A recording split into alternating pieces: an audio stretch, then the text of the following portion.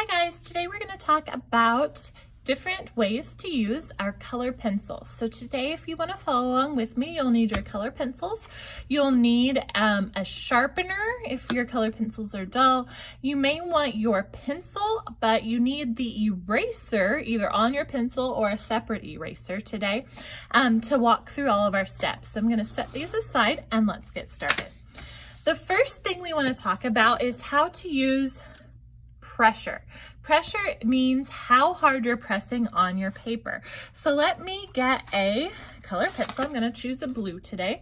And for light pressure, I want to barely touch my color pencil to the paper. And it's going to give me a really light color.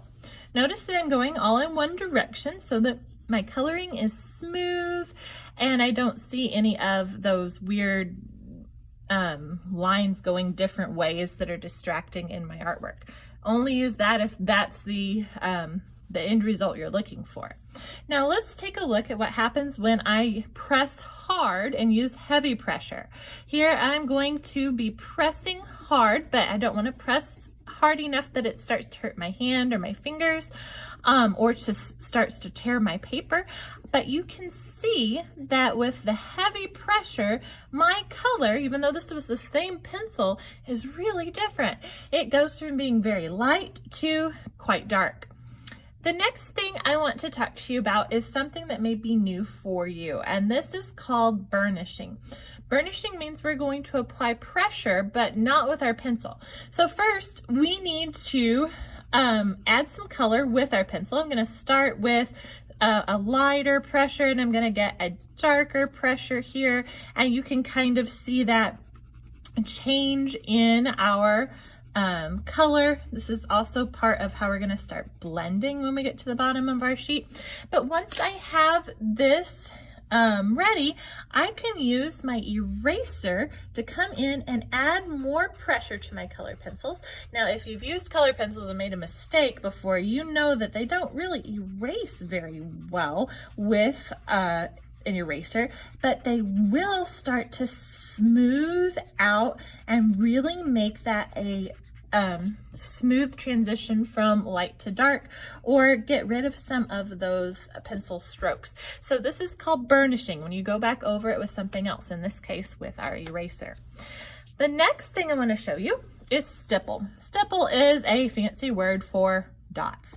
For stippling, we are going to bounce our pencil up and down on our paper to make things with a texture. If we want it to be dark, our dots are going to be close together. And if we want it to be light, they're going to be further apart. This is a shading technique that you'll use later on if you continue in art.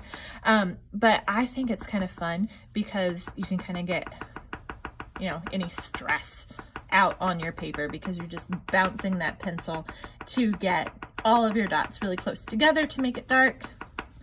And it's kind of just something different to try. The next one is hatch. When we hatch, we are going to put lines in the same direction, and we're going to put more lines closer together when we want our color to be darker.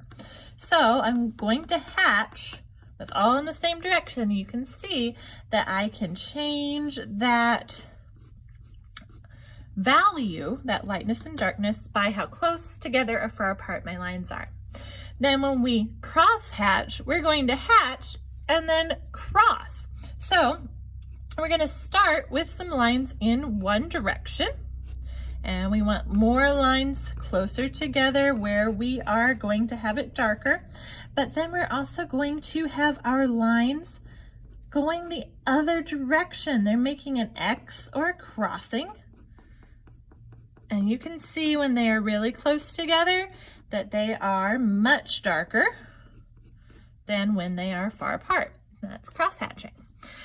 Now, we started to use our layering and blending a little bit when we talked about burnishing. Layering is really an advanced technique that's going to be even kinder to your pencils and your paper to make them last longer and stay in better shape. Instead of a heavy pressure to make things darker, we're going to use lots of layers of a lighter pressure to achieve the same thing. So this can take a little while, and you'll notice that I've changed how I hold my pencil. I'm now using what I call the duck grip, because this kind of looks like a duck mouth, quack, quack, quack, and you put your pencil right here because you're going to be holding it further away, and your pencil is going to be almost flat on your paper as you use these light layers. So I'm going to layer for a little bit, and you can watch this as it's sped up. The next thing we're going to do is blending.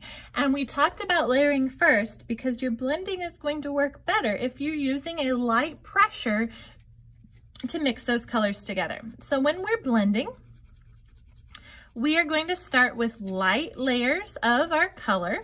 So here I'm going to start with my light layer of blue. I'm going to add a little bit more here to the blue on the edge because I want you to really see that change from a blue to our next color. I'm going to bring that light layer over just a little bit more, and then I'm going to choose another color to blend it with, and this time I'm going to use yellow. So I'm going to start over here with my yellow so you can really see that, and then I'm going to start bringing some light layers of yellow over and overlapping with my blue.